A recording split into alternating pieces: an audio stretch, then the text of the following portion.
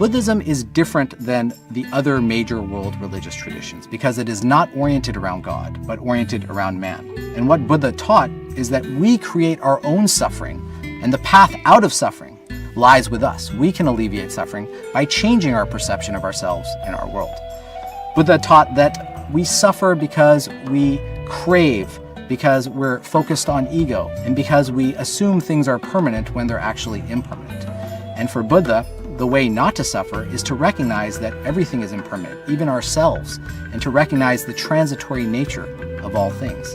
And once we do that, then we can achieve nirvana. Buddhists believe that we're already enlightened Buddhas, and we just have to realize that ourselves. And for Buddhists, because the focus isn't on God, we can transform ourselves to become enlightened. We can understand the world in a particular way where we see the truth of our own natures. And in that respect, Buddhism is a self-empowering religion that many people gravitate towards because it doesn't necessitate that they worship any particular deity or engage in any other type of ritual other than meditation, contemplation, and introspection.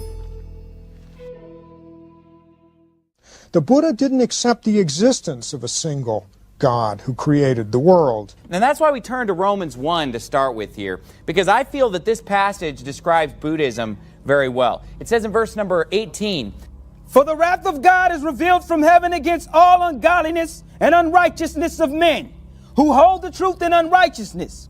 Because that which may be known of God is manifest in them. For God hath showed it unto them. For the invincible things of him from the creation of the world are clearly seen, being understood by the things that are made, even his eternal power and Godhead, so that they are without excuse. Because that, when they knew God, they glorified him not as God, neither were thankful, but became vain in their imaginations, and their foolish heart was darkened. Professing themselves to be wise, they became fools."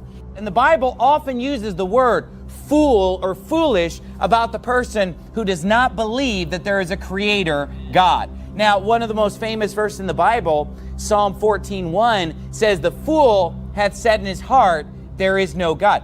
But notice, picking up there in verse 22 of Romans 1, it says, "And changed the glory of the uncorruptible God into an image made like to corruptible men, and to birds, and four-footed beasts, and creeping things. Wherefore God also gave them up to uncleanness through the lust of their own hearts, to dishonor their own bodies between themselves, who changed the truth of God into a lie, and worshiped and served the creature more than the Creator, who was blessed forever. Amen." So what do we see here? A denial of the Creator. The fool saying in his heart that there is no God. This is what the 500 million followers of Buddhism represent.